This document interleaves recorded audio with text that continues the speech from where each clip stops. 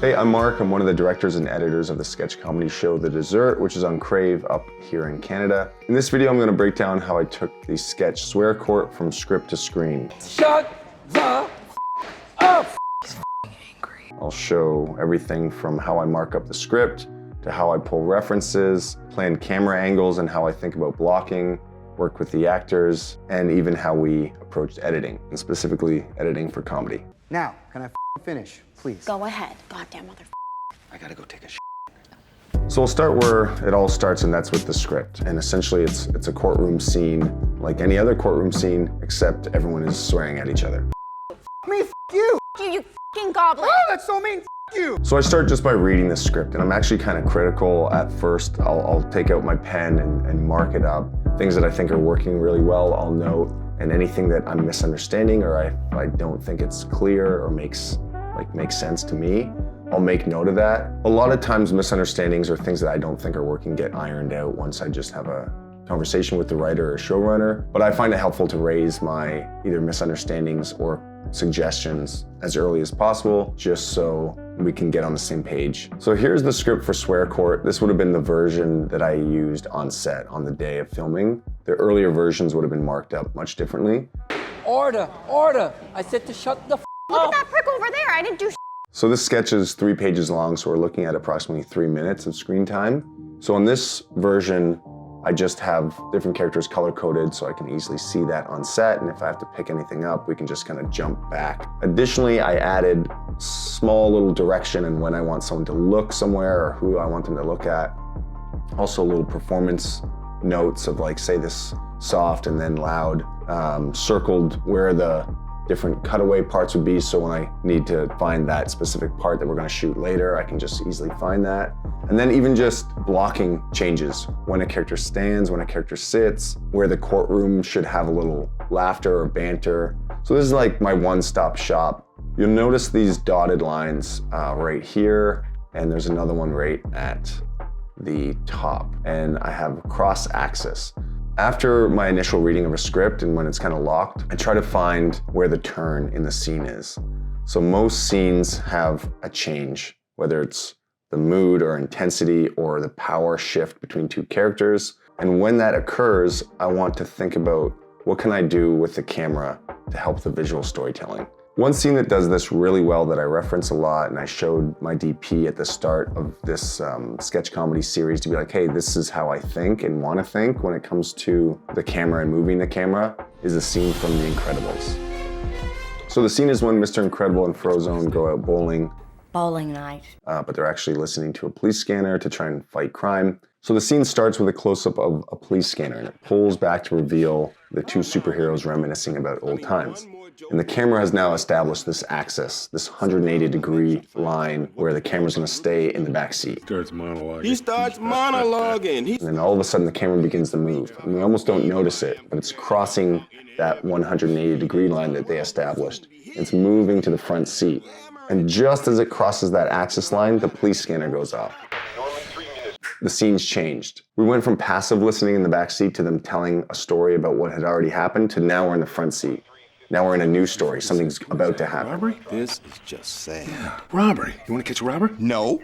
Tell you the truth, I'd rather go bowling. So that's just a simple example of crossing the axis line at a turning point in a scene and how it can help almost unconsciously tell the story. So with the script Swear Court, if you take out all the swearing and all the jokes, you essentially have a prosecutor and a defense, and the prosecutor believes that the guy's guilty and he's trying to convince the jury. That guy did it.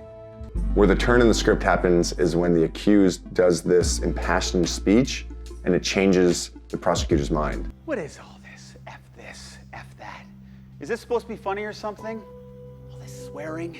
So at that point in the script, I'm like, oh, there's the change. So after I break down the script, I get into references. And I try to pull as many references as possible, from photos to videos, etc. So I use an app called Milanote where I dump all my ideas and screen grabs and video links and everything else into one spot so I can reference it quickly. What I did is just a bit of research. On YouTube, there's the best court scenes of all time. So you know I'm gonna watch that. As much as I like to be creative and inventive and reinvent the wheel, I don't. I like to cherry pick and reference, borrow, and learn from people who've done it before me. So I went through this YouTube video and I essentially took screen grabs just so I can get a sense of how many different shots, what's the mood with the lighting. Surprisingly, the film Big Daddy was a good reference. Comedy tends to be wide, but there were still intimate shots. Christopher Nolan's Batman was a good reference. I liked some of these shots, these longer shots down the row.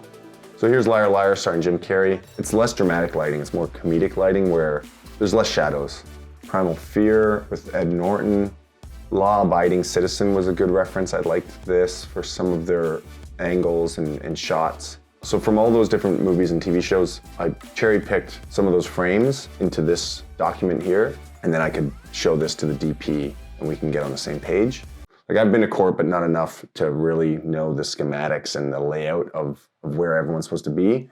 But early on, we decided not to have a stenographer and whatnot. It was just helpful to know defense is on the left, prosecution's on the right. Yeah.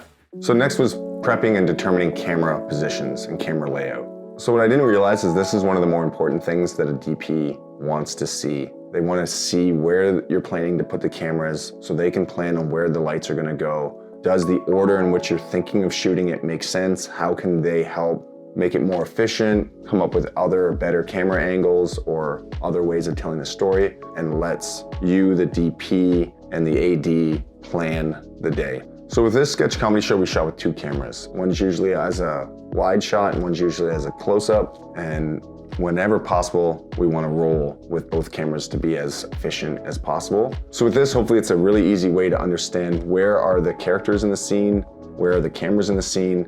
I've laid out with a dotted line where the axis lines are between the characters and where the camera has to be in relation to them, and color-coded the cameras. For example, the ones that are red are shooting at the same time. And these orange cameras right here are the wide and close-up of the prosecution, and then these gray ones are the wide and close-up of the defense.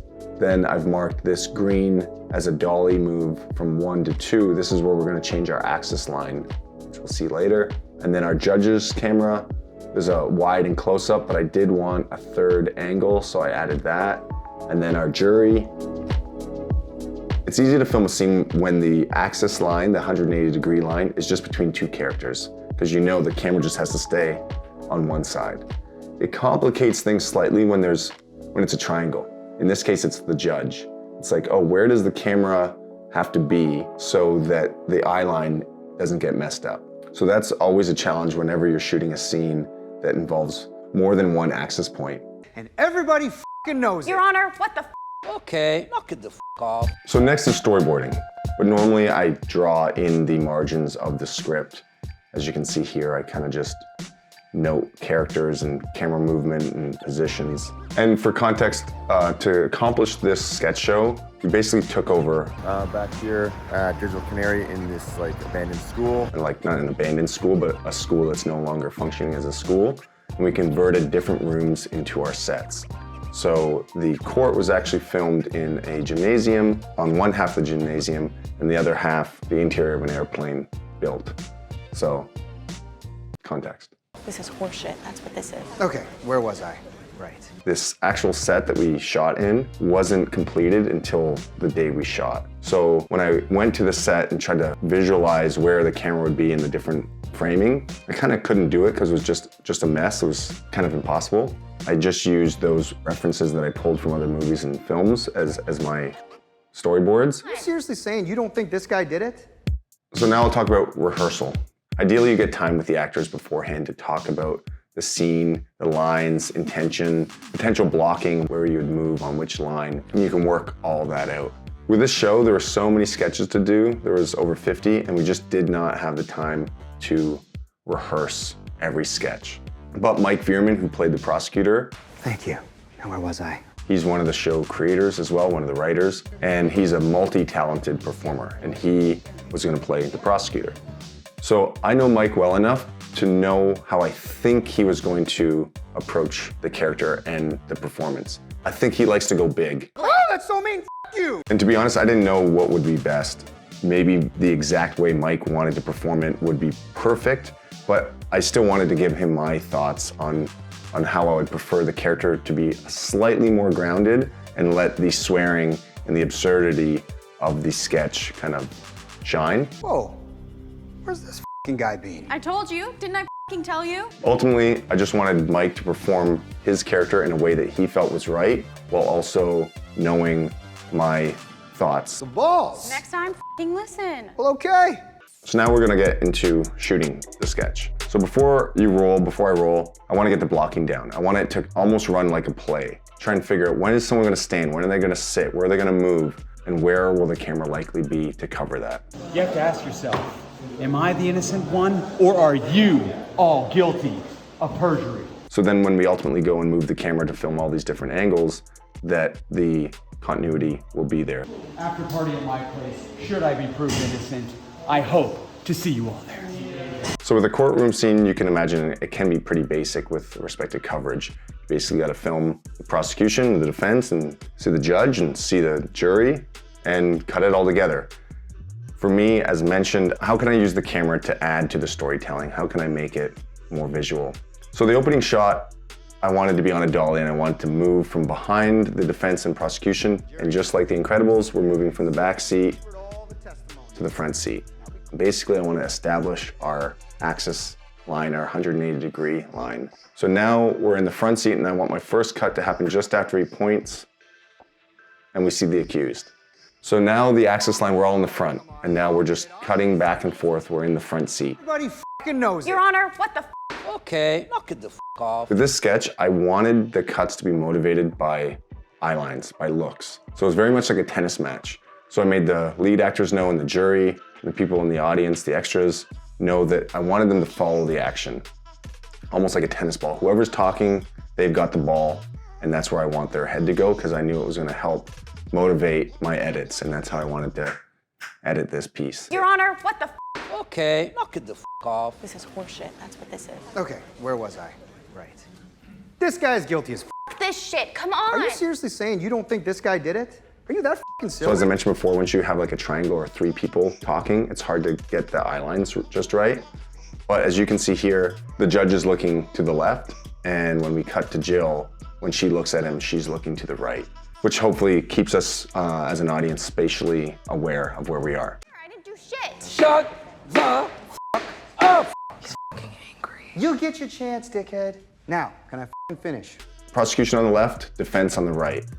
She's on the right, looking left. He's on the left, looking right. And it stays that way throughout the entire piece until things intensify and they start arguing with each other until the accused stands up. Enough! What is all this? F that. Is this supposed to be funny or something? All this swearing?